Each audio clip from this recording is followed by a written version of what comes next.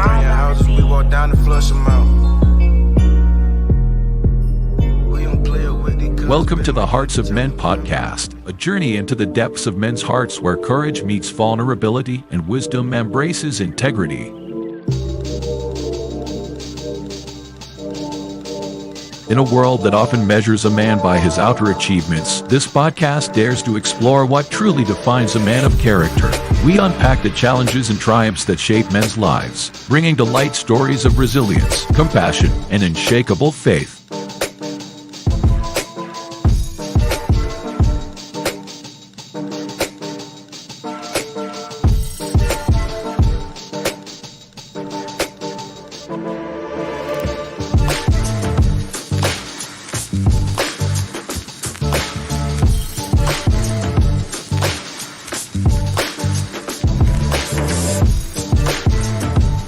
We believe that the heart of a man is a treasure trove of untold stories, powerful lessons, and profound wisdom. Through authentic dialogues and insightful discussions, we aim to unlock these treasures, one story at a time.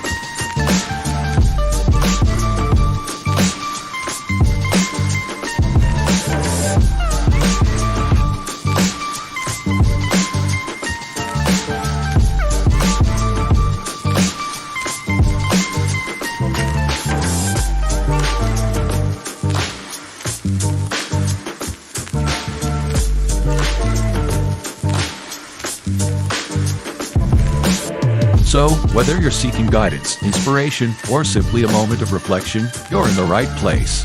Get ready to be challenged, inspired, and transformed.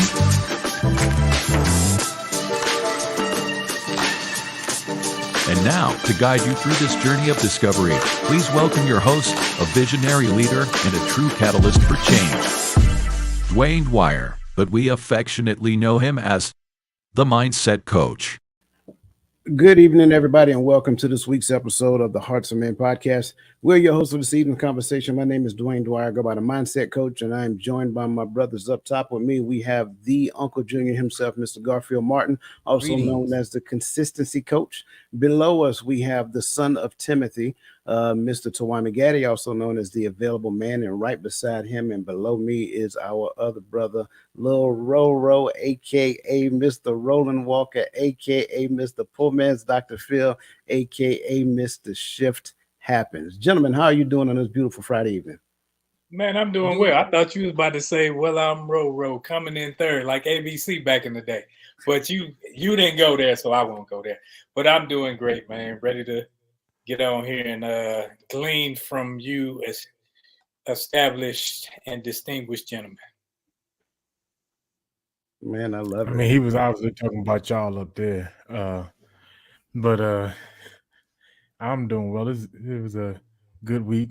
First slow week at work in probably 8 months. So, you know, I can't complain. I'm energized a little bit today. You know, I'm gonna need that to come out. I need it to come out. It didn't sound like you was listening to some Taylor Swift. I'm good. Yeah. You ain't see it? You ain't see No, that man. was That was it. Hey, That was it. he sounded like Kawhi Leonard. Yeah, I'm excited. I'm excited. hey, Oh, I was my going to try to goodness. do the laugh. I was thinking that too. Oh my God. As y'all can see, we're getting started already on this beautiful Friday evening. It is always a pleasure for me to share a conversation with these fine, distinguished gentlemen. But as always, it is our collective pleasure to share a conversation with the finest chat on social media. So that being said, welcome to the show, Michelle Ray, Nick D, NL. It's good to see you. Lisa Keys, welcome, welcome, and welcome. Miss Adrian Artis, good to see you. Miss Uncle Junior, aka Shell, good to see you, sis, and welcome to the show. Crystal Ever, good to see you as always. And last but definitely not least, welcome to the show, Miss Verlene McCoy, aka Queen V. Listen, if this is your first time with us, by all means, if you're on YouTube, look in the lower right-hand corner of your screen and put your cursor over that icon in the lower right-hand corner and go ahead and subscribe to the channel.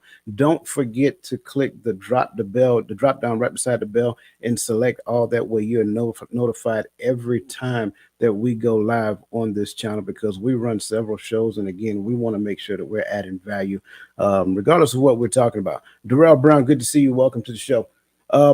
Look, we had a great conversation last week. If you guys missed it, make sure you go back and check it out. We started talking about them extended families, and we didn't mean to step on nobody's toes. We love all y'all. So this week we're getting into the conversation about limiting belief. So with that being said, let's get this party started. Have you ever felt like there's an invisible barrier holding you back from achieving your dreams? Welcome to the Hearts of Men. Today, we're diving deep into the topic of how to free yourself from limiting beliefs, those negative thoughts that keep you from reaching your fullest potential. Stick with us until the end because we have a special gift that will aid you in your empowerment journey. This gift is designed to help you take concrete steps toward overcoming your limiting beliefs and embracing a life of limitless possibilities. We also invite you to join our community of like-minded individuals who believe in authentic positivity and personal growth. Together, we support and uplift each other, creating a space where everyone can thrive. So let's get started on this transformative journey. Your breakthrough is just around the corner. So as we dive into this conversation, of course, I didn't said it a couple of times, so I'm just going to drop the ball in y'all lap and just ask you a question. Like before we get there, like what are your thoughts on limiting beliefs? Like when I said the term limiting beliefs, what was the first thing that came to your mind? When you say that term, first thing that a person is that I'm my biggest enemy. So I'm my own naysayer. I'm the one going to talk me out of prospering, out of being better, being greater. Anything that I can, it's a naysayer. I'm my very own naysayer. That's what I first thought. That's the same thing I was thinking. I was thinking along the terms of like self-doubt when I heard limited belief is, not self-doubt, doubting me and not believing in what either I believe is coming to me or what I'm striving for. When I thought about the topic, I thought about what is an actual definition of what a limited belief is, and then I also thought about where they come from. Because a lot of times, just anybody, we have a conversation or talk about it or just anything, but we'll start from right here where it's at, but we never really get to like where they come from. You know what I mean? So those are kind of my thoughts about when we start talking. When I saw this, it's like where they come from and what is the actual definition of a limiting belief. I'm glad you said where they come from because that's what we're going to go after next. And I appreciate everybody's response on their first thoughts when it comes down to limiting belief. I like Adrian's comment as well, missing confidence in my abilities, because I really think that's really what it is. But I think it goes a lot deeper than just me doing the thing. It is believing whether or not I can do a thing, whether or not whatever it is that I'm doing, whether there's going to be any positive outcome, whether I have the makeup to actually do a thing. I will automatically get to the point where I start pulling the negativity out of a thing before I even attempt to do the thing. It's also that mindset to where if anybody presents an opportunity or anything to you, it's almost like you were automatically considered like, oh, they're trying to scam me or something of that nature. So it's a very all-encompassing thought process to where, to where it really prevents you from even pushing forward, so forth and so on. But Uncle, you say you got the definition, so go ahead with the definition. At least I thought you said that. It's kind of sort of my definition. Okay. So I kind of had my own at first, and then I kind of looked up a couple of different terms, and for me, just basically what I got, it's I'm looking at my notes. It's a mindset. It's a mindset or kind of a thought or kind of like a state of mind that hinders or kind of restricts something else. You know what I mean? And whatever that else could be, numerous things. It could be, running a mile, running 2 miles, losing weight, doing this, whatever it be. So I think it kind of comes down to a mindset or thought process or a belief pattern or something that you have in you that prevents something growth. Is usually prevents something positive. Yeah, absolutely. And I think that's kind of like the concept. It is a underlining thought process that exists regardless of whatever it is that you're doing, whatever it is that you're considering. It will even get you to the point to where you won't even do anything about it because you will already write yourself off. I think Roland, you kind of mentioned that previously. So could it be an element of imposter syndrome as well? So if I begin the thing and I'm existing in the thing, I think my initial thoughts is yes. But when we start talking more of a limiting belief, it happens before I even start doing the thing. It exists with me all the way throughout it. So it is an underlining mindset that has some notion of defeat that exists before, during, or even after. So, great question. And to your question, I can't say that it doesn't, because even if I exist in it now, that still limits in belief. Now, with me doing the thing, I'm not as good as Roland. I'm not as good as Garfield. I'm not as good as Tawame when it comes down to doing the thing. So, yes, I will say that it exists in there, but it exists in the midst of me doing the thing. To where limiting beliefs can even get to the point of preventing you from doing. So I hope that actually makes sense. I hope we got to the point of getting a little bit of clarity on what limiting belief is before we kind of get after it. Gaddy or Roland, you guys had anything else you want to add before we press forward? No, I think you dig in where we are about to go because you're about to get to the root of the matter. So I think I'm gonna just sit back and go along. Just gonna simmer and marinate until we get there. Okay, fine. That being said, I want to kind of get after this one because I think this is where we start to unpack and uncover some things. So, in your opinions, your thoughts, what is the origin of limiting beliefs? Charlotte Ann, my mama, and my daddy, and my greasy granny, right? Just being honest, a lot of times, a lot of these limiting beliefs come from our parents. It comes from things that we learned growing up, things that we were taught.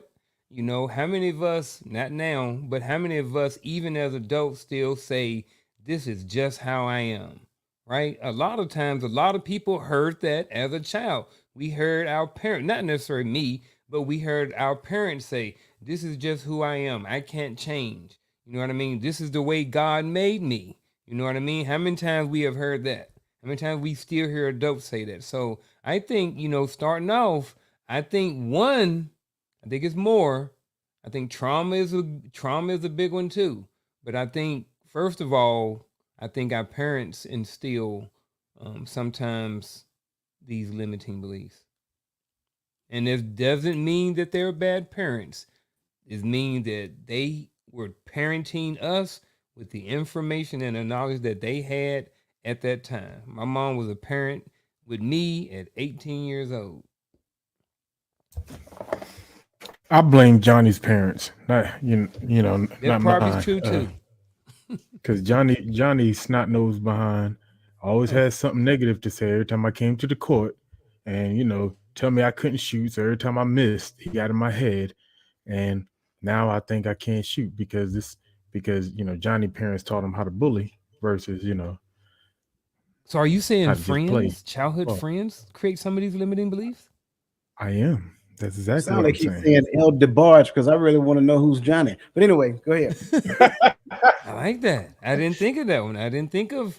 Don't worry, I'll be here all day. I'm playing kids. full of them. I didn't think of kids. Yeah. Oh, you done with Johnny? Okay. I think it could be all of your past circles, your social circles, your social upbringing. And some of it would be the behaviors that were modeled before you as you grew up. So when somebody said, because you looked at your neighborhood and you say, okay, ain't nobody ever got out of this neighborhood. You either gonna do this, or this. That's all we do. And then people like those phrases. I always heard you either end up dead or in jail. And then Montel Williams back in 1990 came to our school and did a whole thing. It was 1991, one of.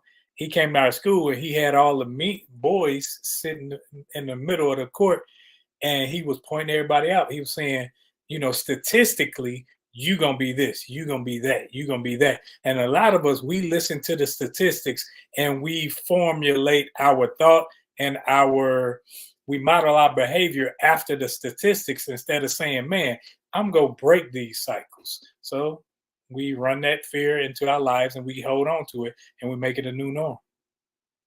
I like it. Mountain, move out of my way. That's how he started that conversation of Montel when he came to the school. He came to our school as well. I like where we're going right now. So I'm gonna kind of go in reverse order and see if we can kind of continue to peel it back. So Garfield, you started off with parents. And I like what you said because I think that's the beginning of it. So if we can kind of go a little bit deeper into that conversation as it pertains to parents, like how does a parent inject a limiting belief into a child? Like where does that stem from in your opinion? And it's not just for you, it's for everybody. I think just one of those is just the language and the information that has been used in the house, right? So simply saying, when parents say, this is how I am, or when I hear parents say all the time, this is how my child is, when they come to the school, this is just how Gaddy is. This is just how he is. You know what I mean? So this is how he thinks, this is what they do. And I think that when you do that, like, Roland's kind of said, it kind of squeezes you and forces you into a box. So, again, I think with the parents, it could just be simply the language and the vocabulary and the words that they're using inside of the house that the young adults and that the kids are picking up or learning along the way as they grow. I like that. Roland, Gaddy, you guys want to add to that? I think that some of these things is our fears when it comes from parents, is how we view things and our experiences and failed relationships and things. We push that off on the children. So now you can't go to a HBCU. All they do is party. I've been to a lot of colleges and all they do is party at all of them, even Christian colleges. And my daughter, when she wanted to go, we in Texas, you want to up and go all the way to Atlanta to Clark. And so the things that go through a dad's mind is like, oh, you thinking of all the negativity, all the things you were thinking at that age, and you push that off on the kids. Like, no, you can't do that because you gonna fall. This gonna happen. Some dude gonna talk to you, And so you start giving them that defeatist mindset before they even jump out the ship. Dang, I like how Roland brought it back home to himself and just us as parents. I probably said some things in my house from living in here, but I will say this. Here's what I have changed, honestly, just within the last 6 months. Is I have learned, I've been telling my sons, you know what?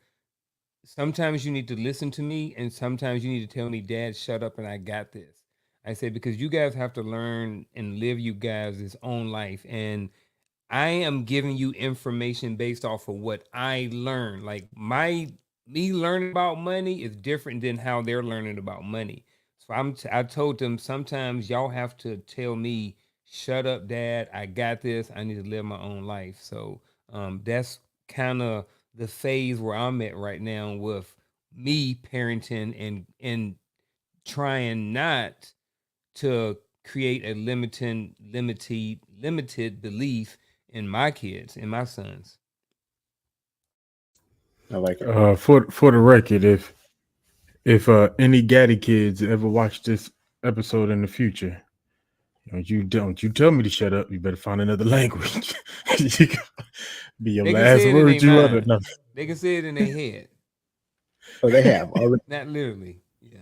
Oh, they probably say worse. Yeah, but when Coach brought up this point, the first thing I thought about, like, how often I heard parents say, well, he just slow, because, maybe your kid don't pick up something as fast. One of my sons, you could tell him to pick something up off the floor that's on top of his foot, and he going to look for it for 30 minutes.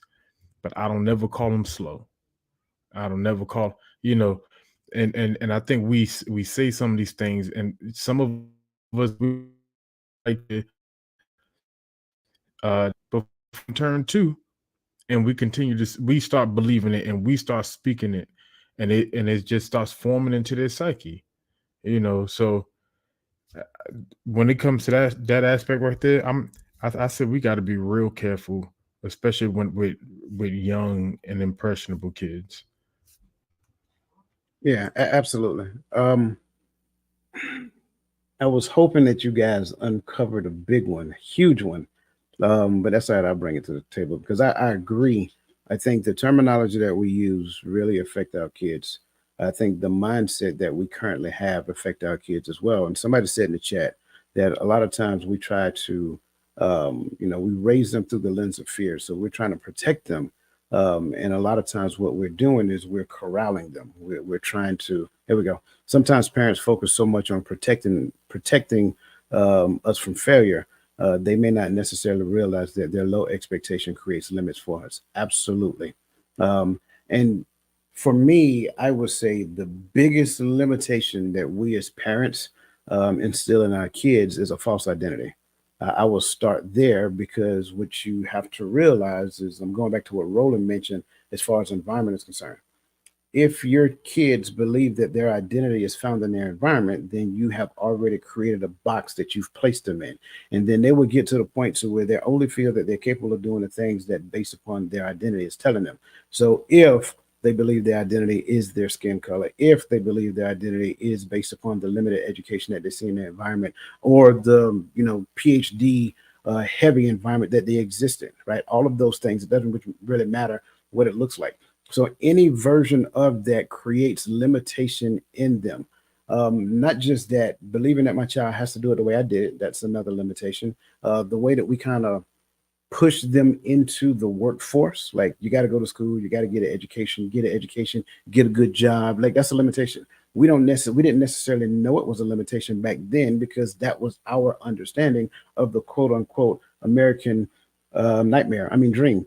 So that's kind of like what that looks like. And so we inject a lot of limitations in them. Like you got to work twice as hard.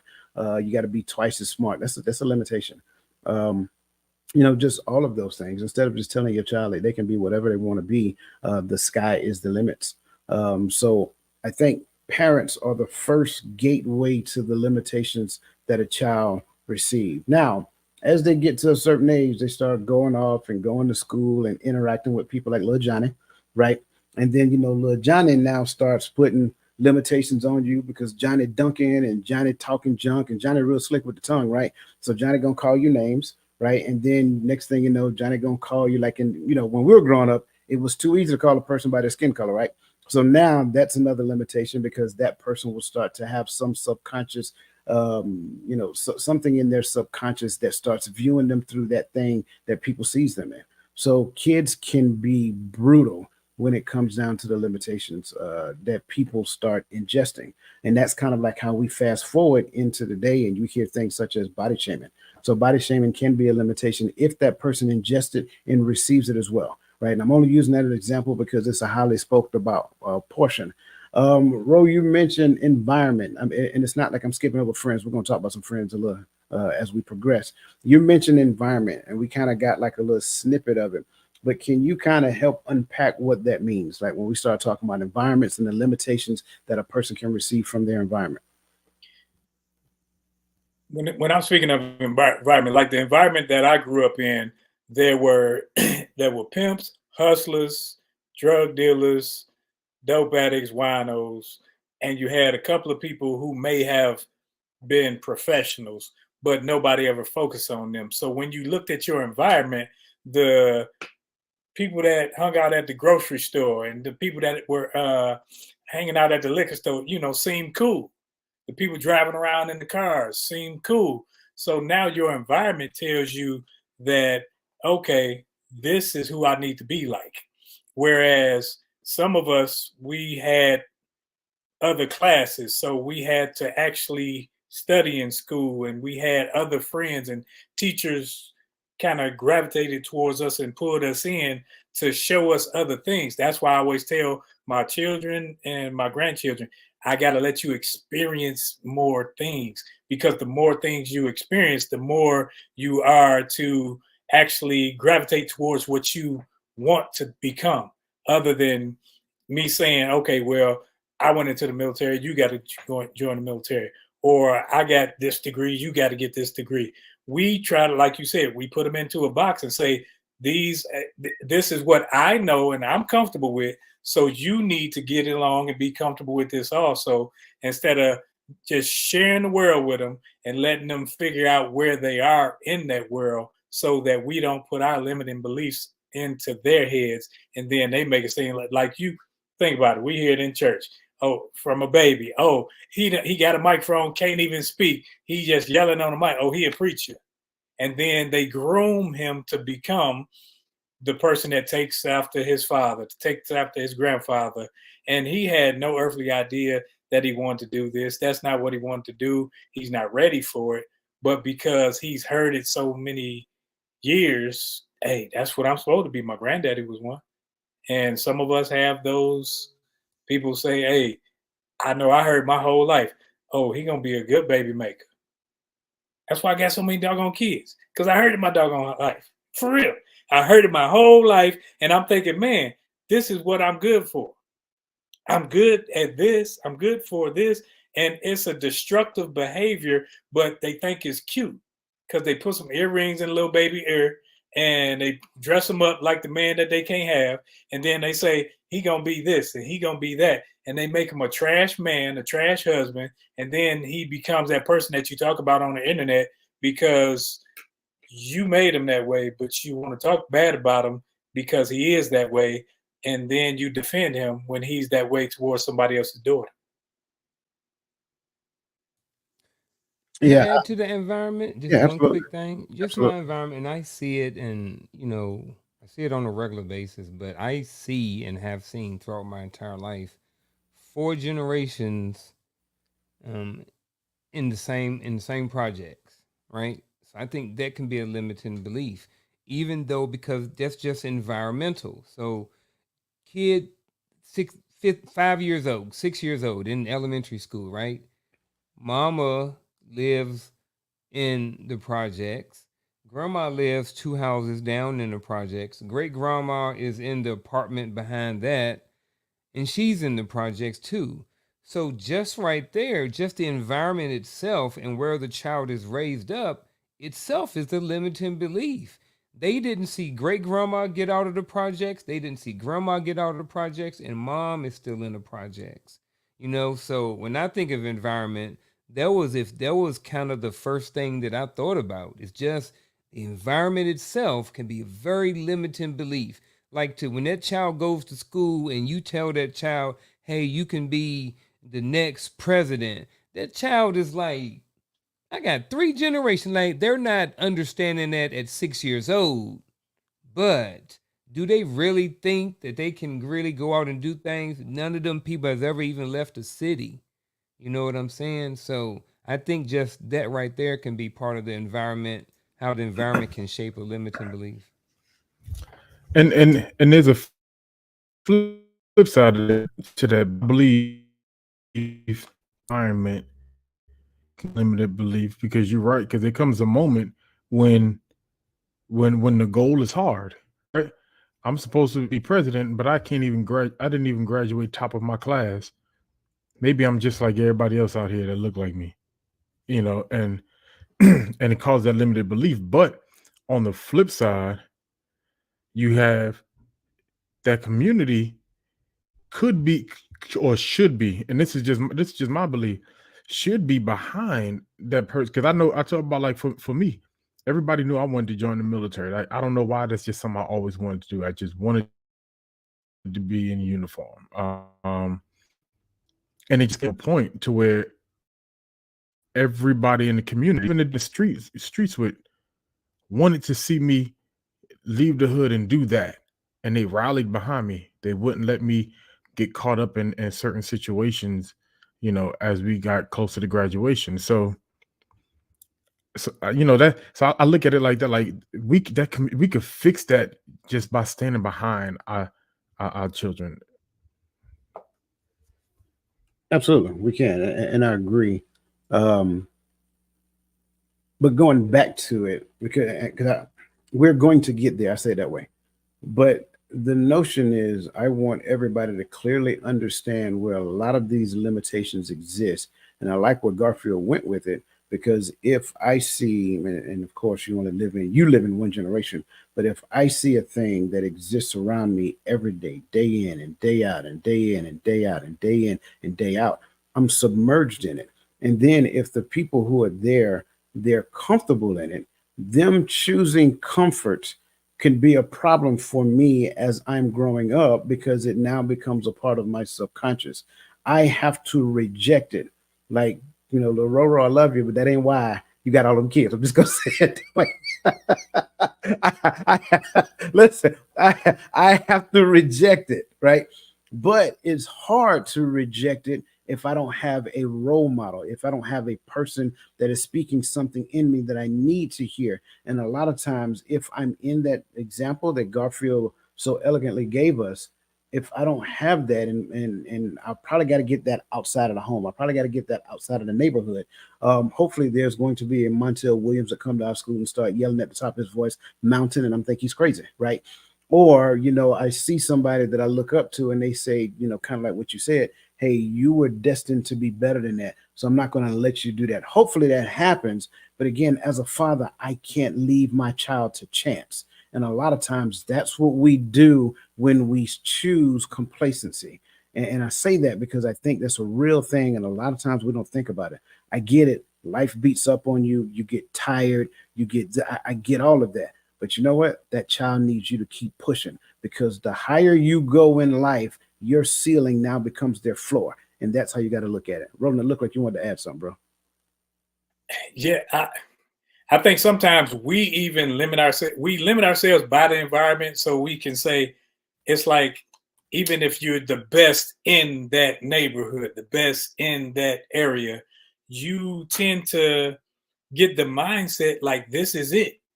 This is it. So I'm glad you brought out how when you got to get out that environment, you got to see different things because we are the only people who don't acknowledge how valuable the inner city is. And that's why when it's not valuable to us and we don't take care of it, because we were told it's the hood, we were told it's the slum, we were told these things.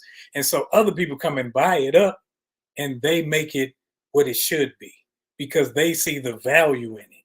We need to start talking to ourselves and say, man, this is valuable property here and treat it as such.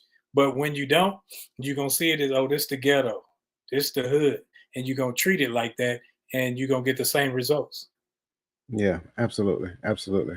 Hey, listen, great conversation so far. Wherever you are, whether you're on Facebook, whether you're on YouTube, Instagram, whether you're on LinkedIn, whatever, go ahead and hit the like button right now and make sure you share this. As you can see, we're not holding any punches. Like we're trying to get as deep into this conversation as we possibly can.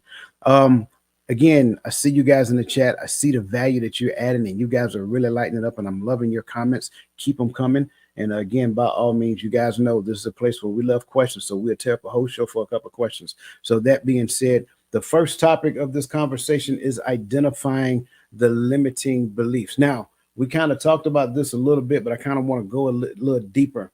The first question here is, what are some recurring negative thoughts or self-doubts that you notice in daily life, and how do they affect actions and decisions? I think I'll start with one that I used earlier, and that is, "This is how I am." I think we hear that a lot as adults, whether it's from us or people that we're in contact with on a regular basis. I know I hear it all the time. I also work in the industry. Excuse me. I also work around a bunch of kids, so I do hear it from a bunch of kids all the time. But the reality of it is that's where a lot of times that's where the mindset starts. Excuse me. So again, with this one, this is how I am. I think what happens, when you open this up a little bit, it prevents everything. When someone says, you know what, I am just naturally a big person. You know what I mean? So there's nothing I can do about it. I'm always going to be big. This is just how I am. I'm a big guy. You know what I mean? So when you associate yourself at 5'2", 300 pounds as being just a big guy, then there is no need to change or make adjustments. And then at times you may not even be open to listen to new information because your mindset is fixed on this is how I am.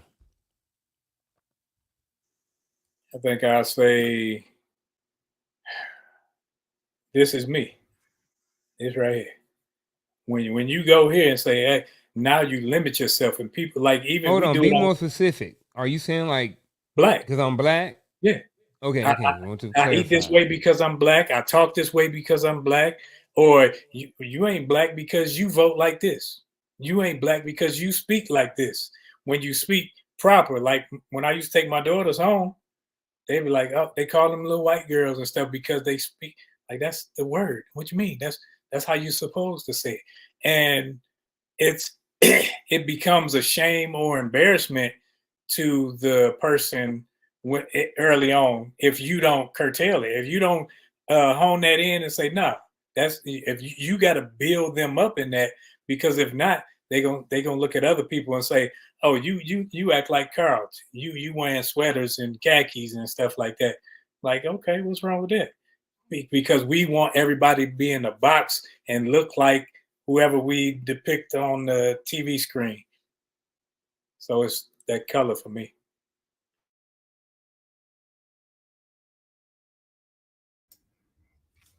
I think sometimes it's the echoes of the things I did not accomplish, or the the measuring stick I put up in front of me compared to some people who I thought I was going to do better than, or whatever the case may be, people that were younger than me. And so sometimes when it comes time for me to do things or strive for things or apply for that job or do something, it's that it's that self-doubt in my head. Well, I I'm not educated enough. Did I get the right experience? Did I choose the right MOS when I was in the military? Did I go to enough schools? Do I know this? And and sometimes those thoughts stifle you from even trying, you know, or even if you try, you know, instead At LOL, instead boy. of nah, it's that doggone storm. Y'all don't hear them people outside screaming.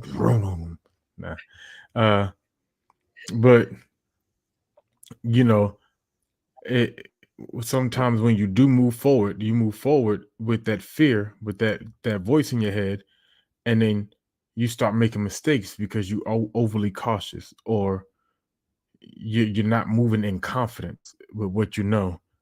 And so I just say sometimes you just can't measure yourself to what you didn't, or what you did do, or what someone else did. You just gotta, if you're gonna go for it, go for it.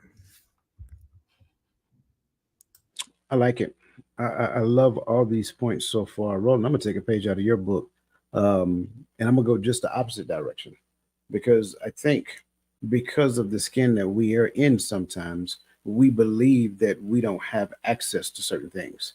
So there could be a limitation that we placed on ourselves based upon some of the information that we heard growing up, based upon some of the propaganda that you're listening to, so forth and so on. And because of my skin color, I don't have access to this. I've only seen one person who was able to do that looks like me my entire life. Therefore, the chances are very slim to none that I will be able to do that. I can't do this, or no one will allow me to do that because of who I am, my skin color, things of that nature. So for me, I think the reoccurring negative thought is always looking at life through the lens of your skin. If you stop looking at life through the lens of your skin and realize that at the end of the day, it's not that your skin is bad, right? Your skin is not bad nor good. It is what it is. But here's the best part about it, that's the lowest part of your existence. So you're not your skin. You are so much more than that. So when you get to the point of removing that limitation off of your thought processes, then you might be surprised at what you're capable of accomplishing. Stop listening to all that other stuff. Stop listening to what you heard growing up. What you heard growing up, I guarantee you right now, if you really stop and think about it, if it didn't come from the right source, it is antiquated information. And if it is antiquated, I promise you that you probably can't use about 75% of it right now. You can use the principles. So if it's not principle driven, then it's really going to stop for you moving forward. So I just kind of wanted to touch the other side of that because I like the fact that you brought that to the table, and you're absolutely right. But there's another side of this coin as well. And that other side is that, I live life through the skin that I am. And some people have it way up here and some people have it way down here. And the truth of the matter is that it's right here. It's even. And until we do that, until we get to that point, then we'll stop over glorifying ourselves. We won't stop over glorifying ourselves, and we won't stop thinking so little of ourselves that we won't even try to do something more than what we're doing. All right, very good. Listen, man, I see you guys' comments. I love them. I love them. You guys are awesome. Again, keep them coming. Keep them coming.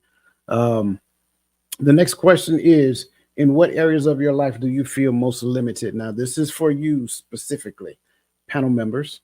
In what area of your life do you feel most limited or stuck? And what specific beliefs might be contributing to these feelings? I need a second to think about this. I'm just gonna be honest. And as they're answered, I want you guys to answer it in the chat. Again, this is a space where it doesn't matter what your opinion is. It's your opinion. We're all subject matter experts of our own perspective. There is no judgment here. If anybody gets judged, I promise you, the judger will get kicked off the platform. For me, I will say my laziness comes because I give myself limiting power when I say things like, "Oh, I'm an idea guy. I don't push it out. I don't do the work. I only can do this part of it." Instead of buckling down, actually doing the work of something, I will limit myself and tell myself, well, that's not my portion. That's not what I'm good at. Instead of doing it and getting good, getting better, I will stop myself before that even happens because it's almost a fear of failure or a fear of success. But I'm not even willing to put myself out there, so I don't do either. And I can just talk about it. I like that.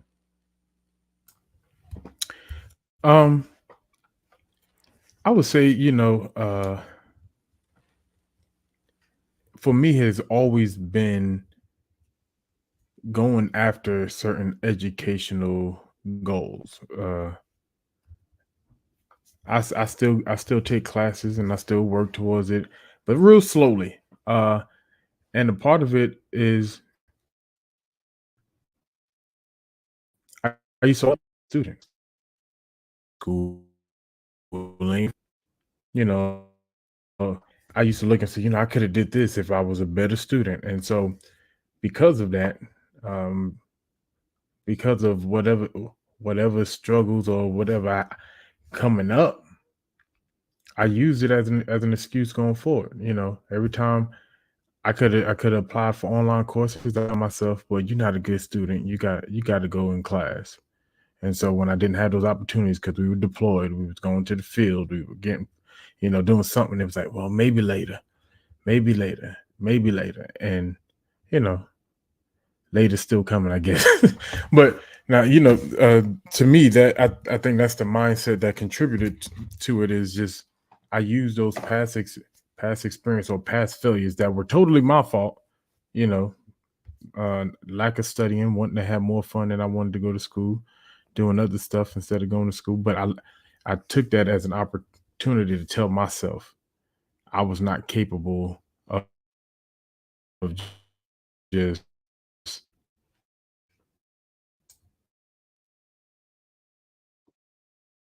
With the funk, what you got?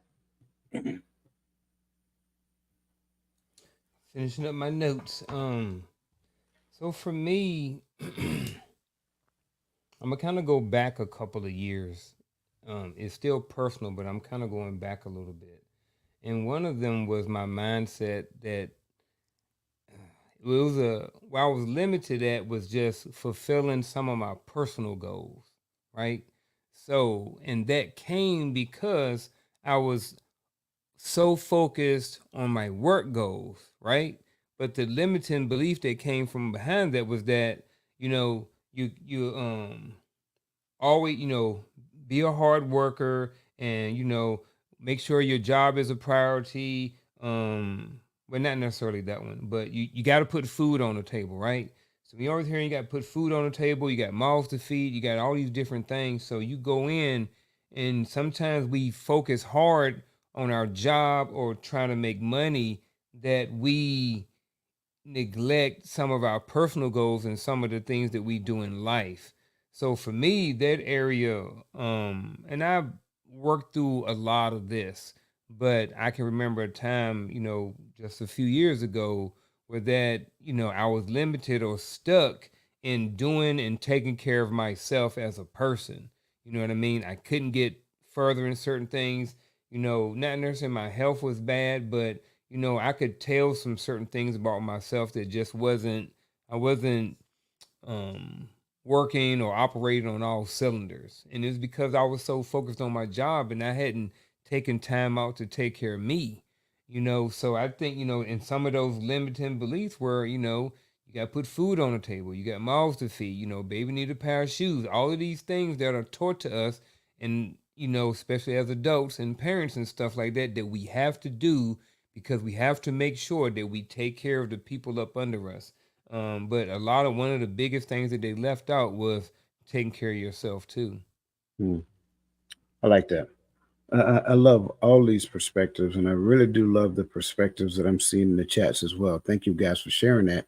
For me, I would say, especially today, um, and I'm still having a hard time with this, allowing people to exist in their own decisions.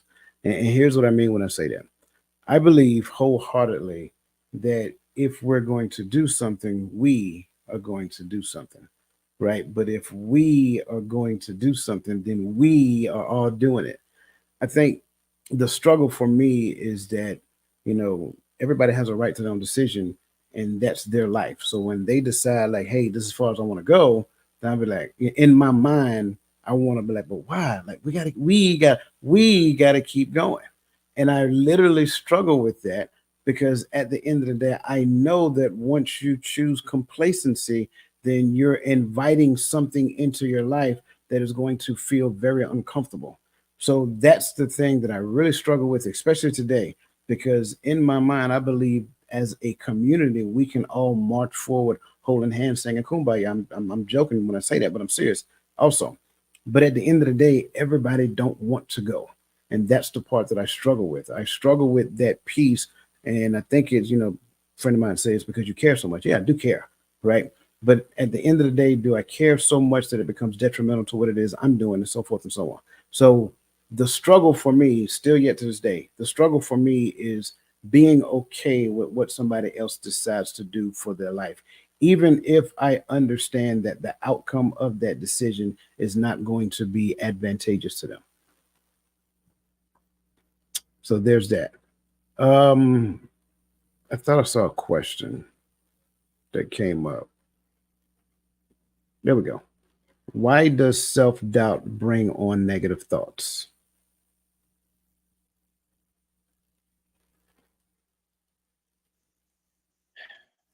Because just like you're your own motivator, you become your own source of discouragement. You're not, it's almost like when we used to take PT tests, physical fitness tests, and you have somebody tell you got one more. You go ahead, keep pushing, keep running. It's like you almost have a little bit more strength, a little bit more energy. But whereas you got somebody saying, man, you ain't gonna do nothing. And it's you telling yourself, you constantly bagging on yourself, you constantly putting yourself down, you constantly doubting your own abilities when other people can see it, it becomes your lack of drive and ability that it doesn't push you forward, but it pushes you closer and deeper in your seat so you don't go anywhere. So yeah, that's my thoughts on that one. when I see this, I can't unsee the relationship between this question and comparison, right? So if I'm on social media and I'm looking at this person, I'm in the gym 3 days a week and I'm still not getting buff. And I'm looking at this guy over here rolling. He all jacked up, he all swole. You know what I'm saying? I keep looking at him every time I go on the social media. I see rolling with his big chest and his abs hanging out, right? And I'm in the gym and I'm getting it, and I ain't looking like that. So I think sometimes, like I said, with this question, I can't unsee the comparison model and how when you look at Roland and you see him as big, you're like, man, I can't do that. I can't look like that. Why am I even in here 5, 6, 7 days a week? So that's just me, man. Abs. Okay, just want to make. ABS. I'm sorry, man. Just to clarify, I abs. just want to make sure. Oh my gosh. That's my 2 cents, man. Just so y'all know, Brother Gad is having some weather right now, so he's gonna take a knee until it gets cleared up for him to talk. I love this question, and if you guys remember when we did the conversation on positivity, I said back then, I said life is an equation, and the more you understand the equation, the better off you will be. Well, the first thing you have to understand is that every equation starts from a particular root, that root being your mindset. So, that being said, if I have a negative mindset, everything that I think will fall into the equation, first beginning with negativity.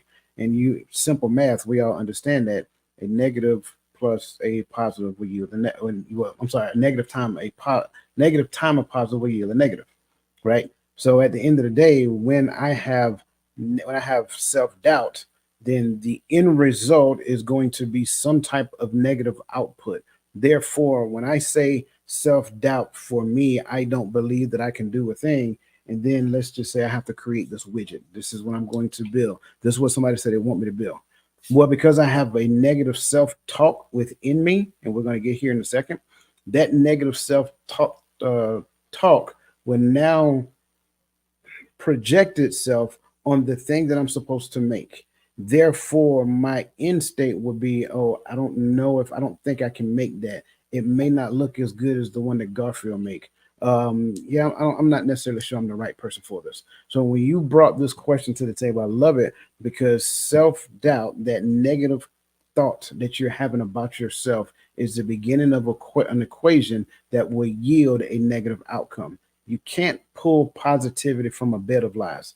That's the first thing you need to understand. So if you have a negative foundation in your garden, then the root of it, the fruit of it, will be a negative outcome. And then you will start looking at things when things happen to you. You will look at them as luck or happenstance or whatever the case may be. You'll never see it as me being capable of doing that. Even when people start to give you compliments because you did do something good, you're going to make an excuse that, oh, well, it was just luck. I don't know how that happened. It just happened. So I hope we answered that question. And again, that's a great question. I'm glad you asked that. Okay. Moving forward, understanding the impact of limiting beliefs, right? So the first question here, and I think I kind of gave it, how have your limiting beliefs influenced your decisions and actions in key areas of your life, such as career, relationships, and personal goal? I will be surprised if we get off this question for the rest of this night.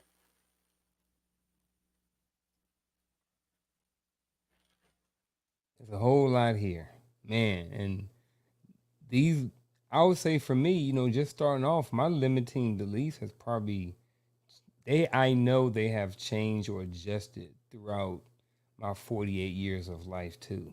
I remember once in the military having a belief that certain people couldn't. No, I don't want to use that one. I won't give an analogy for that one. I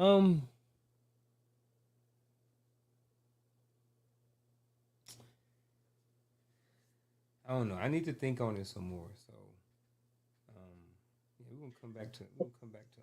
When I was at about 9 years in the military, I was supposed to go. I was going to college and everything, and the plan was to go switch over to become an officer.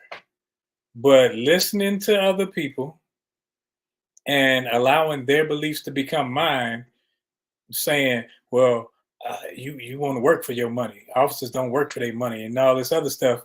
It made all that work I did in college obsolete, because now I'm saying, yeah, I want to work for my money. I want to continue to be an NCO and be the best, this, that, and the other, instead of taking the track that I had set forth with my schooling, making more money, doing less manual labor. So I said, no, I ain't gonna do that. And I stopped that route, and I wish I hadn't, because, I think the benefit would have been much greater. And I think it would have allowed me to get into various circles, which would have enhanced my life in different ways as well. All right, I got one. My limiting belief caused me to stay in a marriage way longer than what I was supposed to. And that limited belief was only the information that I had received about marriage growing up in church. Man, if I can unhook my mic, I would throw it right now. Like, seriously. Could you make it? You can't just put that out there and not give us the details behind it. Yeah, that was a very limited belief. I only believed that once I got married, I could not get divorced. That was the limited belief. Just that one little statement right there caused me years, and her too, of agony and pain and blood and sweat and tears and arguments and late nights. All because I had that limited belief. I never went outside. I didn't dig deeper to research. I didn't go outside and look for other ways of trying to handle things. I just took that at face value. Once you get married, you're supposed to be married forever. And that right there, that very limited belief caused me to be married way longer than what I was supposed to. And I am not throwing any shade on my ex-wife or anything like that. She will probably tell you the same thing, that we stayed married probably a lot longer than what we should have, based off of what we know and the information we know now, many years past their relationship. So for me, that was a huge one. I mean, you're gonna put that in the chat and just ain't gonna Let's say hope nothing my about it. download. Hey, I'm just man, saying. hey, because, and I'm glad that he said that, because I wasn't even thinking about that. And I've been in that boat where you've heard people tell you, oh, what God has put together, let no man put asunder. It's not talking about that. But we make it that, we force that, and we say, well, you got to work it out. You got to, and knowing that it wasn't the Most High that put this thing together, it was me. It was us. I seen her dancing, and she seen me, and we got together off of physical traits, not spiritual anything. Wasn't even thinking about them, even before the day or whenever. Wasn't thinking about the Most High. We just say we're gonna stand before God and all these people and say what? Say I will do these things. No, we're not. But we, instead of learning whatever book you read, whatever laws, statutes, commandments you adhere to, learn what they are instead of allowing someone to tell you what they are. And that's what we have become accustomed to, allowing other people to tell us how our lives are supposed to go, because somebody told them how their lives were supposed to go, instead of you saying, man, let me search this thing out so that I can get with somebody that we are, when we're connected, I realize that the two have become one, instead of thinking that when we have intercourse, we have become one. See, I thought you guys were going to start off with this. Well, that's why I said it might be hard for us to get off this question. I agree with everything that was just said. I think, and I kind of want to go back and touch on what you said there. It's not a problem with someone telling us what it actually says, but you still need to go verify what it is that they're telling you. Like just because one person said a thing or the pastor stood in the pulpit and preached a thing, like you need to be able to go and look and see it for yourself to such a degree that it actually makes sense. If it doesn't make sense, go ask questions. Like talk to somebody who you know studies it and so forth and so on. One of the things that, to your point, I agree wholeheartedly. We heard that time and time again, and it was a staple in our community to where if you got a divorce, it's a black eye. And I think we need to understand when we start talking about things, understand who he's talking to and what he's talking about. And I think too many times what we've done is we've conflated information, and we say anytime we see a word, that word goes to what I think it is because that's the word in which I relate it. Therefore, it must be that. Well, let's just be honest. I think it was Roland. I think Roland, you mentioned that God didn't put Tyrone and Tamika together. Tyrone and Tamika put Tyrone and Tamika together.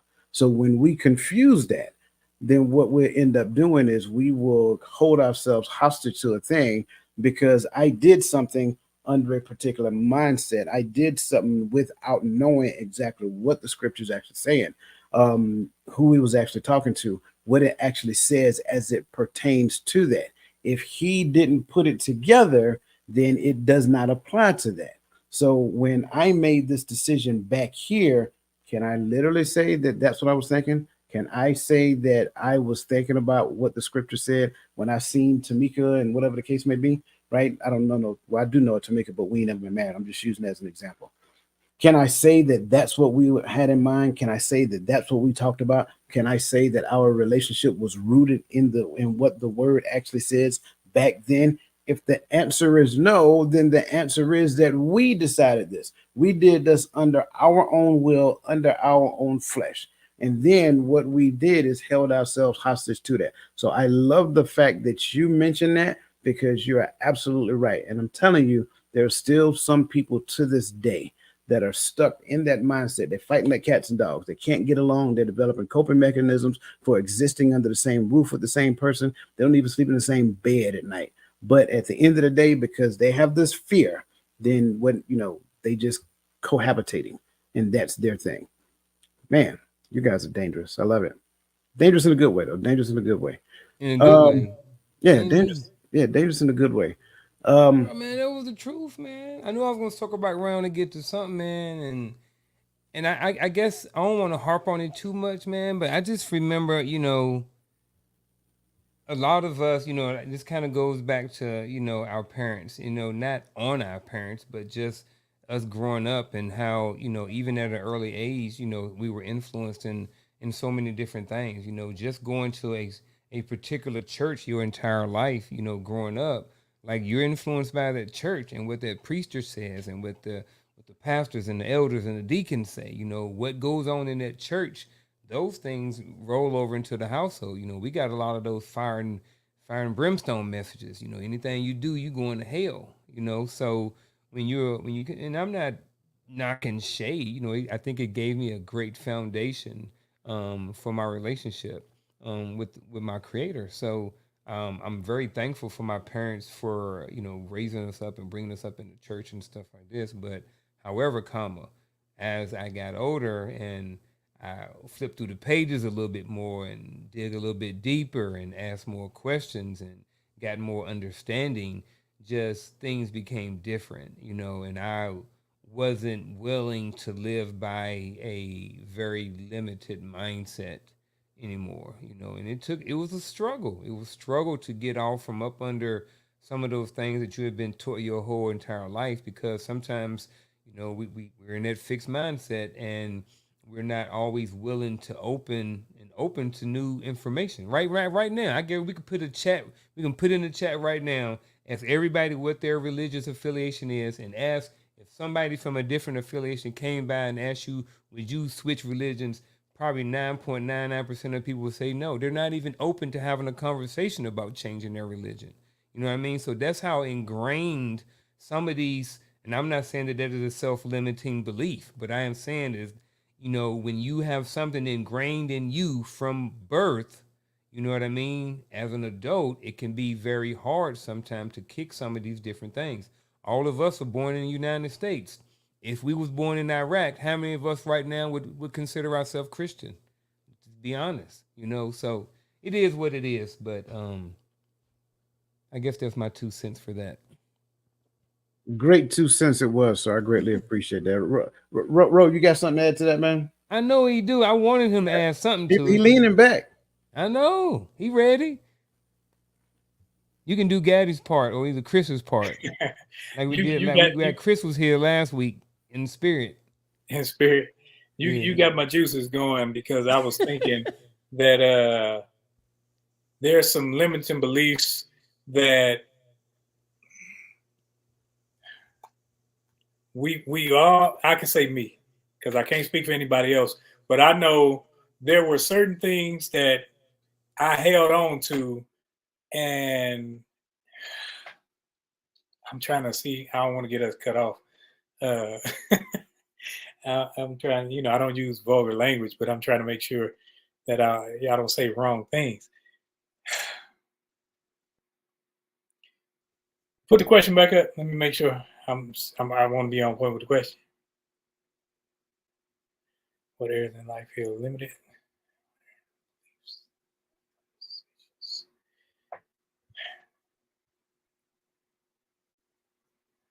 I think when I always limited myself on purpose because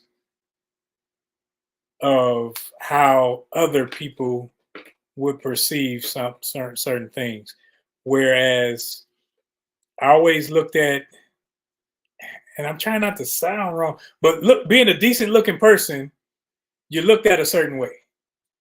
And people will force their views on you, how you should act, how you should be. Oh, you think you this, or you think you that. So in turn, I would do the opposite. I would dumb it down. I would play it back. Oh, I'm not this and I'm not that. It's a self-deprecating thing where you sit up and you got to be the person to bash you before somebody else does. You got to be the person to make sure, like, I was good in sports, but instead of me rah-rahing me, I had, you know, I'm gonna play it down. I'll let everybody else do it because I don't want to seem cocky. I don't want to seem this. I don't want to seem that. Like, I got scholarships. Come on now. So yeah, I'm good.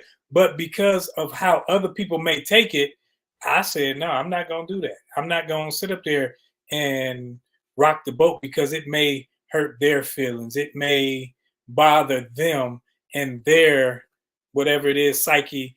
And I don't want to be that person where I'm looked at as this, because when they look at that person, it's always animosity stemming towards that person instead of looking at them saying, man, they did it. You know, they start out like that, but when you make it, like you see, everybody used to be, oh man, this person is so funny. This person is so this. And then when they make it, oh, Beyonce, the greatest thing since crunchy peanut butter. But then when she make it, everybody hating on her. Everybody hating on this person and that person because they love to see your successful trip. But when you reach success, they hate it because it shows them where they aren't and where you are. And it shows a gap of production. I get that. I get that. I will also add to that a lot of times when people make it, they really show their true colors as well. Here's another thing I'm gonna add, and then I'm gonna, we're gonna move on because I'm gonna go back to the relationship thing, because this is the thing that I think that we struggle more with when it comes down to our community. We struggle. I'm just gonna call a spade a spade. We suck when it comes to relationship. That's what I really do believe. I think collectively within our community, we suck as it pertains to relationship. And the question I've asked myself on several occasions, why? Why is that the case? Number one, there is so much competition that exists in our community that is mind numbing. I mean, it is like exacerbating when you really stop and think about how much competition we exist in. There's competition outside. It's competition at work. It's competition at school. It's competition in the neighborhood. It's competition in the house. Like it doesn't make sense. Why do we view each other as competition? And so when it comes down to that belief for me, it took me to kind of take a step back. Like I shouldn't be competing with you guys. I should be uplifting and helping. Like I should want to see you successful. Well, why does that exist? Because we believe that we exist in a society where there's limited resources. Well, why do we think that it's the case? Because everything that we're here talks about limited resources. We got a water shortage. All that ocean out there, you mean to tell me it's a shortage of water? Why does that make sense? Oh, we're in a national deficit. Really? I know how much I pay every month in taxes. I don't know about y'all, but if y'all paying anything close to what I'm paying in tax, there's no way in the world there's any sort of deficit, let alone a national. So yeah, it's and I think because we just keep absorbing all of this information that is just negative, negative. Oh, you got to hurry and get your vaccine because we're running out. Like all of this negative information, it puts us in a place of competition, even in the space of like marriage. Believe it or not, there is competition in marriage. Well, I'm gonna go back to my favorite couple, Tyrone and Tamika. Let's just say one of them run afoul. I've been quoting life all day long. So if one of them run afoul to the other, then one of them wants to be the judge in the jury for the other one and hold that person on court for as long as they feel they should hold them on trial. But wait, didn't we just say that when a man leaves his mother and his father and cleaves his bride, they become one flesh? Well, if they become one flesh, then how did they divide when somebody did something wrong? I give you another thought. Something I think I have crazy thoughts. That's just me. At one point in time, I used to think that, well, if Adam did not partake of the fruit, then mankind would have been okay. But then I was like, wait, why is that a thing if they were one flesh? So mankind was doomed when she partook of the fruit because he was supposed to be responsible for her. And I got it. Somebody didn't like the fact that I said that. She's her own person. Yeah, I get all of that. But at the end of the day, they're supposed to be one flesh. You can't be your own person when you're one flesh. So make that make sense to me. So that's the thing. Within the space of intimate relationship, there's still competition. And the reason why I say that, because if you do one thing wrong, now I got to hold you in contempt. No. Why don't I look at it from the perspective of say, hey, we did this wrong. I understand you did the act, but we committed the sin. That's what we need to take a look at. So if we stop looking at things from a separatist perspective, I'm my own individual. No, you're not your own individual. You've never been your own individual from day one. So stop it. Stop saying that, because at the end of the day, it's an untruth, right? We create certain things in our own mind, and it continues to perpetuate the issues that we're in. Until we figure out that we're better together, that we're supposed to be helping one another, then we're going to always be caught in the cycle. I'm off my soapbox, gentlemen. Your thoughts before we move on. I'm done with my soapbox too. Okay, just want to make sure. If all y'all looking at me sideways, stop it. I love all y'all. Okay, next question. I think we got time for maybe two more. Let's see if we can get two more in. Where we at now? Okay. What emotional and mental patterns do you notice when you encounter challenges or setbacks? And how might these be linked to your limiting beliefs? I would say this. I don't know how they're linked to my limiting beliefs yet. I literally just thought of one. Mine, laziness. I get lazy, right? Mentally and physically. I may still get up and work out, but just overall just feel lazy, just feel groggy mentally, physically, when I encounter some of these. Yeah, for me, that's it. I want to start with that, when things are not clicking on all of a sudden, like I literally told my wife today that I think that my vitamin D is low. But I also know that it could be some emotional and mental things that's going on. It's the end of the school year, stress levels are adjusting, people are, not coming to work, just a lot of things going on by the end of the year. But I'm trying to see if I can link them to some of my limiting beliefs. So I will want to start off with, what emotional and mental patterns do you notice when you encounter challenges or setbacks?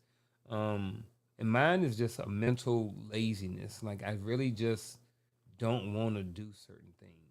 It's like, hey, go clean up the shoes in your office because you got 8 pair not inside the box, right? So I'm looking at 8 pair of shoes here. But it's just like, man, I don't feel like doing it.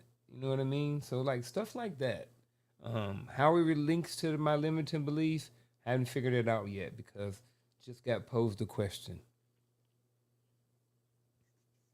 I think I've learned to mask emotions. So I may be feeling one way, but I can articulate it another way and not show the fear that's going on inside, the anxiousness or anxiety that's going on inside.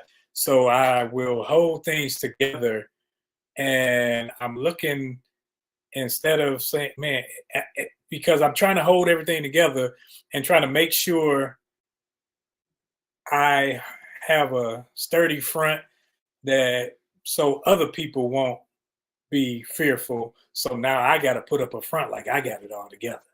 I'm holding this thing down, knowing deep inside, I'm like, oh God, dog, how I'm gonna do this? And I'm thinking, and I'm driving myself crazy internally because I've learned how to mask it. I learned how to not go into that area where, because and still to this day, I don't think that men should. It's like you handle things. So I tell myself, you got to handle it. Like whatever it is, okay, handle it. Don't trip about it. Let other people trip. You can't be the one tripping. So it may be a time where I'm up there like, man, I'm going crazy internally, but outwardly, I feel I can't show that, because if I show that, it's showing a sign of weakness, and that may be a weakness in itself because it's hurting the whole. Yeah, I greatly appreciate both of your responses, and I can see that. Not in you, but I'm saying I can see how that can be um, a, um, a mental pattern or emotion when it comes down to challenges or setbacks. For me, I will start this off by saying that thinkers think. So, whenever I encounter challenges and setbacks, I think.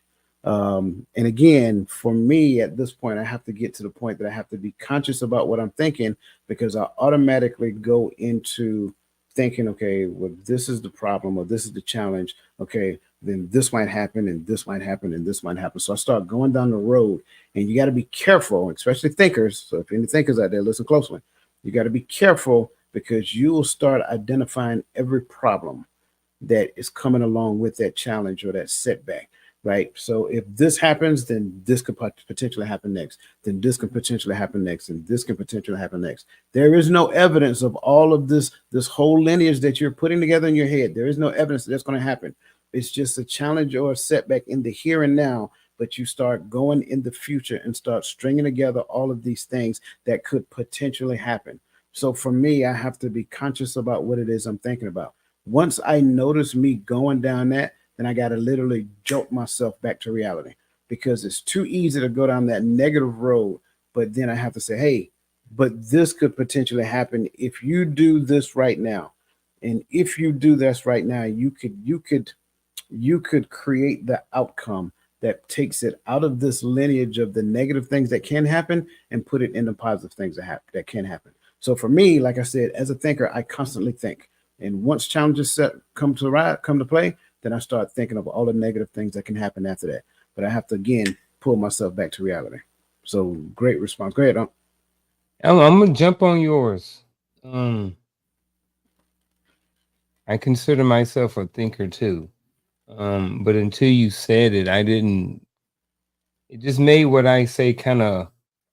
It created a little more clarity for me. I think some of the laziness that I get is from the mental fatigue, because, like you said, I do the same thing. When I do have this setback, I think a lot because I'm trying to figure it out. Like and Shell will tell you, like sometimes it's not that I don't want to be bothered. It's not that anything that she's done anything. It's I am trying to figure out a problem.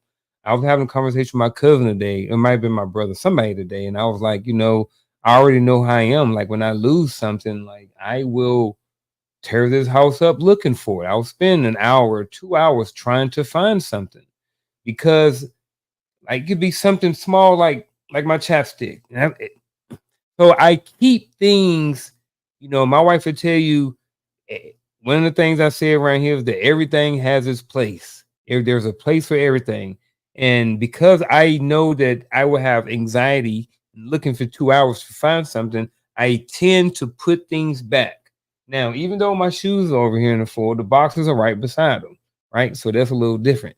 So I know where they're at, but yeah, I think a lot. And then when I'm having some of these emotional things going on in my life, and then that causes some mental fatigue, and I just don't want to do anything.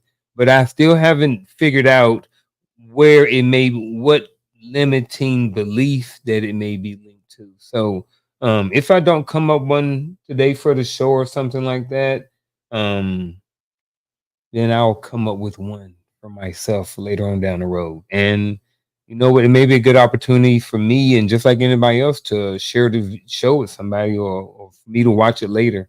Because I definitely want to figure out what is causing this limiting belief. You muted, Coach. My bad.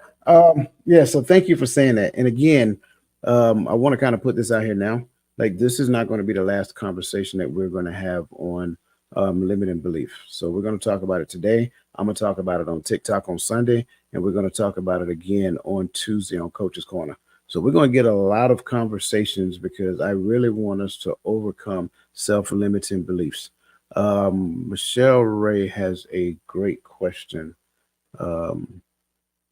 If you can bring that up, there we go. Is there a thin line between realistic expectation and negativity?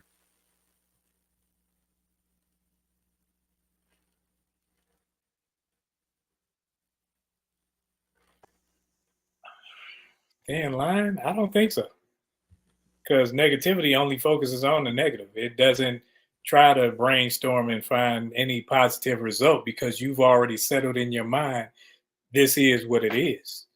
Whereas realistically, something or somebody's personality traits or something happening coming from someone, I think you always think realistically, but realistically, there are multiple outcomes. But when you focus in or hone in on one, it is what it is. You already set your mind on that one. That's negativity, because even like I always say, if I think something's negative, I always try to find 3 positives. Like, it's something by something. I got in an accident. Okay. Like, when I got in an accident, when the woman hit me, T-boned me, I'm trying to make sure she's okay. And then people up there talking about, they trying to make sure I'm trying to get a lawsuit. Think about a lawsuit. I'm all right. She all right. I'm good. I ain't worried about that. The other stuff are paying out. I think where you focus, now you always look at things realistically, but you never pigeonhole it to the negative slant because there's multiple angles of what could happen, but your could can't stay on the negative side. See, for me, I need a little more. I need to kind of understand. I maybe need an example. So this is as far as I got it with my example in my head, right? I need some help if y'all can add to it. So a realistic expectation for me in 2024 is to complete a marathon, right? I've already done a half this year. I've done a half a couple of years ago, but I haven't done the whole. So that's a realistic expectation. So now I'm trying to figure out a thin line between that and what could be a negativity in this. Go ahead. Why did you stop at 1? That's the thin line. He gave himself a ceiling. Right. Gave myself a ceiling. Anything that comes from what your initial thoughts are, even though it can be realistic, you have to realize that in some shape, form, or fashion, it can be perceived as negative if you don't believe that you can do more than that. Why did you not believe I can do 3 marathons in 1 year? Why can't I do a marathon a quarter, which means I can do 4 marathons in 1 year? You see what I'm saying? In most cases, our conscious thoughts come from our subconscious mind, which equates to like our experiences, our upbringing, our education, so forth and so on. So even within that, there is limitation. Everybody has limitations when it comes under their belief system. There's only two people that fall in that category, right? The ones who know it and the ones who lie to themselves about it. That's it. Those are the only two categories. Everybody has limiting beliefs, period. So that being said, that's why people pay people like you and me so that we can challenge their limiting beliefs. So when you say my initial goal is to run one marathon this year, first thing came to mind, why did you stop at one? And just by me asking you that question, be like, you know what? Your next thought is like, yeah, I can do two. Why did you stop at two? You see what I'm saying? And so now at the end of it, you're like, you know what? 2025, I'm doing 4 marathons in 2025. That's my dude. You see what I'm saying? Y'all see Coach trying to put that limiting belief on me? I'm doing 8. That's it. That's it. That's why when you hear people say, I don't need nobody else, they are literally setting themselves up for failure when they have that mentality, because you will always need somebody else to inject a thought in you outside of what you can think. And you want to make sure that you have the right person, because ideally what ends up happening, if you select the wrong person, they're going to instill negativity. And what does that look like? Crabs in a bucket. But that by itself is a limiting belief, because how do you know the crabs ain't reaching down trying to pull other people up? Yeah. You see what I'm saying? So it's like there's a number, like within this thing that we call life, there's an ungodly amount of like choices that we can make. So why do we keep making the same choices? Like if you follow your life pattern, your choices fall in a particular pattern. And a lot of times what we choose is we choose safe over adventurous, right? We choose safety over what can stretch me. And ideally, what you don't realize is that you have a degree of resiliency within you that once and all of you witness it when we went to basic training. And so it's been a point in basic training, man, you was tired, you was exhausted, you was sore. But then in the end, we was high-fiving, clapping, and all that other good stuff, because we were pushed beyond what we originally thought we was going to do. Wasn't thinking about walking no 12 miles with no rucksack on my back and a forced march at that. Come on, man, stop playing. Next thing you know, we're doing it once a quarter in the Army. So that's kind of like my point to this question. And that's why I so love that question. Thank you, Michelle. I want to get in one more question before we get out, because I don't want to not give a solution after we literally done painted like a huge problem that everybody has, right? So practical steps to overcome limiting beliefs. So the question here, the only question we're going to encounter is the first question. And that first question is, what specific achievable goals can you set for yourself that challenge your limiting beliefs? And how can you break these goals down into manageable steps? Now I give others a hint. So you can't say what I said. I just gave you an example. Now go ahead.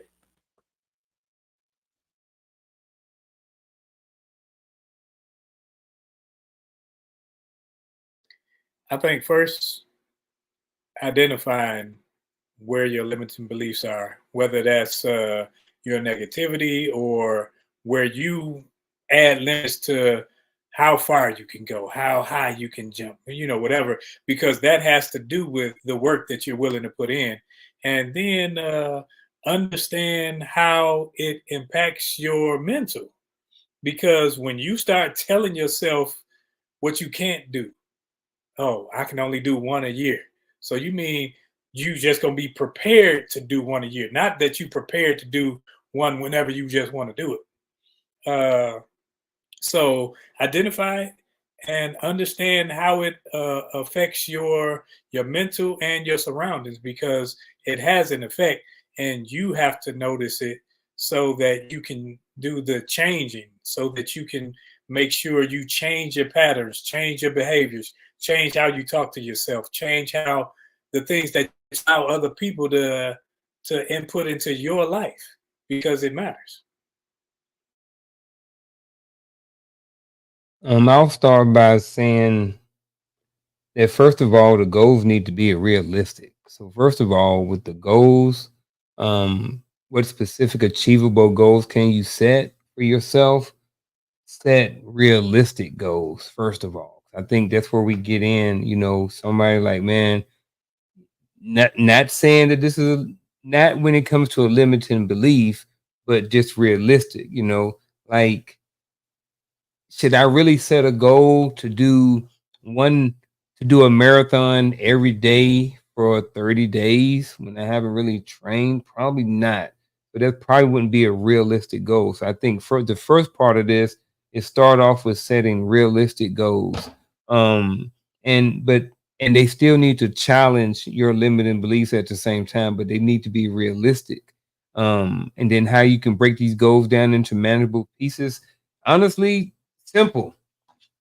Whiteboard, something to write down, break them down, and maybe even sit down with a coach or sit down with somebody who's knowledgeable in this and help you kind of walk through some of these manageable steps. So me, first of all, is to set the realistic goals and then have somebody, some sort of support system or someone to help you walk down and help you break down these goals. Because the thing about having somebody on the other side, whether it's a coach or whether it's a friend, whether it's a guru, whoever it is, you feel comfortable or feel like that they're knowledgeable about something like this. Because what they can do, if I set realistic goals and I sit down and have a conversation with Roland, right, I'm going to get different response than I'm going to get if I run it by coach. You know what I mean? So I may take what both of them say and help me be able to manage and break these down into steps. So, like, again, real quick, set realistic goals and some sort of support system to maybe help you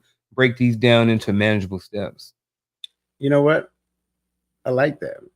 I'm going to take what you said a step further, right? I want you to set a goal so lofty, right, that in your mind, if you was to achieve it, you would literally surprise yourself. Once you set that, then you set, I'm sorry, let me say it the right way. You set an aspiration, right? Like I call this Moby Dick. You set it so high that, once you achieve it, like you're like, my goodness, I don't believe I did that. Then up under it, you set goals, right? Those goals are achievable incrementally along the way throughout time. And then what you have to do is make them smart, right? So be specific, measurable, attainable, relative, and based upon time. So you set SMART goals all in the direction of your aspiration. And then here's the kicker. Make sure that you have an accountability partner that does not mind making you mad. I'm going to say it again. Get an accountability partner that does not mind making you mad. If you choose an accountability partner that wants to spare your feelings at every step along the way, they're not a good accountability partner. They're just going to tell you what you want to hear when you choose not to quit. You choose somebody that's going to say, hey, you know what? You said you was going to do this, so let's get after it. And at the end of the day, that's going to be the one that pushes you. So again, and this kind of goes back to what Garfield's saying. In most cases, what you need is to invest in the future that you really want. And that investment really is in yourself, because when you start being held to that level of accountability, like, they don't really care how you feel about you not doing the job. When they say, hey, this is what you said you was going to do, you didn't do it. Okay, there's no meeting today. Go do that. Then we'll pick up next time. That's just it. That's the conversation. There's not a whole lot to talk about after that, because you didn't keep your part of the agreement. And that's what we're talking about. So again, set a lofty goal, then set a lofty aspiration, and then set the benchmarks, the goals up under that, and then make sure that you have an accountability partner that walks you from goal to goal to goal until you get closer to that. So now, that big lofty goal, how achievable does it need to be? Does it need to be unachievable? Sure. Because how will you say it's a goal? It should not be something that you can think of right now and say, yeah, I'm going to do that. It needs to be high. My mindset right now, right? So here's what I'm initially thinking, and maybe we'll hit on this Tuesday or another time. But me setting off to do a marathon, which is 26 miles, even 26 days, 26 by 26. Mm-hmm. I'm going to do 26 miles every day for 26 days. If I set that goal, I already know in my mind when I'm setting this goal that it's not achievable. Right. Agreed. You know what I mean? So am I going to work towards that goal if I already know I'm not going to achieve it anyway? But which is the goal? Is the goal to run a marathon for 26 miles or run 26 miles a day? 26 miles in 26 days. 20 well, okay, so that's part of the Yeah. So it means I would do 26 miles every single day. no, that's not a goal. That's a sentence. Sentence. Yeah, that's a sentence. Okay. I didn't all want to right. say that, but that's a sentence. Yeah, so that's what I was meant because you said a lofty goal. But I know, like, if I set that goal, I already know going in, I ain't doing 26 miles every day. Right. Like, Garfield, when we were in the military, yeah. and I probably can speak for y'all, some people looked at the PT test and they say, okay, what I got to do, 60 push-ups, 60 sit-ups, and stuff like that. Right. We didn't do that. I would say in my head, I'm trying to max out in the first minute. So my goal is lofty. If I get it, probably don't, but I'm going to get close. And then now I'm measuring. Okay, I got real close. Now I can measure, okay, how close am I this time? Now, what I got to do to get better so I can try to, because I want to get that goal. Instead of saying, okay, I'm going to do 300 push-ups in a minute, ain't going to happen. Ain't going to So even having a lofty goal in the Army is, I'm going to make Sergeant Major in 18. It happens. I've known people who made it in 16. It's a lofty goal. However, there are a lot of steps that go into it in order to achieve it. Yeah. But even if I don't make it and I retire at E7, I'm good. Well, so to that point, we're talking about what you can do. The Sergeant Major example, even though is a good example, once you get to a certain point, you start looking at decentralized promotions, and you don't have to control that. Going back to Roland's example about the PT, right? Because I'm gonna tell you, I will give you my technique on what I did when I was in the Army. My goal in the Army was to max my PT test. I'm gonna be honest with you. Yeah. And so I knew when it came time to take an APFT, I had the backwards plan from the APFT. And then I started my train up for the APFT. What was my train up? My train up, no joke, at one point in time was 50 push-ups every hour on the hour for a full duty day. So by the time I go to work, I will start doing push-ups. Every hour, I'm doing push-ups because I could do 50 push-ups easy. Why am I doing that? Because I think the max was like 77. Yeah. And so my goal, I think it was 77 push-ups and 82 sit-ups. So my goal was to max the push-ups in the first minute. And there has not been one PT test that once I hit that minute mark, I didn't get up. And people looking at me like I'm crazy. Well, how did he do them all? Yeah, he did. So those are limiting beliefs. Like, did he really do all of them? Yeah, he did them all. He did all 77. He did 80 for good measures. And then he got up and walked to the back of the line. Why? Because I wanted the rest. You know what I'm saying? I needed that rest in between the event. Run. Right. So that was my nemesis. Yeah. And so to that point, right, the way that I trained up for the run is that we ran. When we ran for PT, we didn't really run for, like, we did the formation thing because the unit said to do so, but we would run. I mean, run. When we did our platoon runs, we would be gone. And so that was how I did it. Then on top of that, when I go to the gym, I would run. So to train up for run, like you already know, you run. I don't like running, but I had to do it because that's what brought in the paycheck. It is what it is. So if I'm going to do it, I'm going to do it and get it over with as fast as I possibly can. To your point, if you're looking at doing, and I'm just going back to our original example, if you're looking at doing 4 marathons in a year, then you know, and I'm not telling you that you don't already know, you got to do a train up for those things. And maybe the first year is just to get that check mark. I did 1 marathon. That's your first year. The second year, I'm going to do 2 marathons. The third year, you see what I'm saying? So now you're building up to it to where now running a marathon isn't the problem for you. The problem is the consistency of doing them every quarter, because you know after that marathon, there's going to be a long rest period that you're going to have to ingest because of what you just put your body through. So that may mean you may have to do like get in one of those chambers so that your body can go ahead and do a rapid recovery rate. All of those things might be a part of it. But again, that's how you build up to that lofty goal. Was that? Did that make sense? A lot more sense. Yeah. Okay. Very good. Listen, I appreciate you guys for staying with us. We went a little long tonight. So we're going to run into our final thoughts real quick. Final thoughts, limiting beliefs. Stop demeaning your own self. Stop making your character be one that you say that man, this is messing me up. Because when it comes to limiting beliefs, it's all about you and how you accept information, whether you accept it from your past, whether you accept it from your surroundings, whether you accept it from people, or you accept it from here. You got to be the one to tell yourself how good things are, how great they can be, and how positive. And it's not just you positive, but you are the person that if you constantly tell yourself, hey, you got some more, you got to build up, you push yourself to higher limits.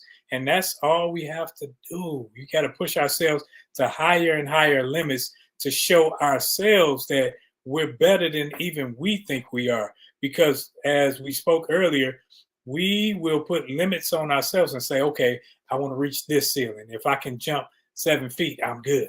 No, stop putting the limits on yourself and put the work in. When you consistently do the work and make your work consistent, then you'll be a better person. That's all I got. I'm talk about, we're talking about overcoming self-limiting beliefs, and I kind of wrote down some things throughout the show that I think are important in trying to overcome some of these self-limiting beliefs. And the first thing that I wrote down was some sort of identifying or acknowledging that you have a self-limiting belief. I think that's for a lot of people, just like anything and anything else, is admitting that there is a self-limiting belief. And then I think after that, it's when it kind of comes to like the mindset or the thinking, when that ugly or when that limiting belief rears its ugly head, like challenge it, like try to reframe it or to have a different thought about that thing. And then after that, I think it's important that we set some sort of realistic goals to help us with the limiting belief. Coach a few minutes ago just talked about goals. And then after that, I think in this, along with the reframing, is the self-talk, the positive self-talks. A lot of times we're having conversations in our head about, should I do this or should I do that? So I think if we can kind of switch over and listen to more of the positive side, I think that'd be beneficial. I think having a great support group is key. Having a support group around you when you're trying to go through these things that you're going to, these limiting beliefs, someone to say, hey, man, I had a conversation with this person. This is how I handle it. Talk to Roland, talk to a friend, a homie, a buddy, or something like that. And then I think you need to do something. You need to do some sort of taking some type of action about something. And then last but not least, make sure that you're taking care of yourself. Give yourself some grace sometime. Whenever you're changing in life and you're overcoming certain things and obstacles in your life, you have to understand that you're going to have some setbacks. That's just part of it, and it's okay. As long as you don't live in the setback for too long, you get back out there and you get right back on your horse and you keep moving. So those are in a nutshell, just my overall thoughts on potentially helping you or someone overcome some self-limiting beliefs. I am going to go. I'm going to forego final thoughts tonight.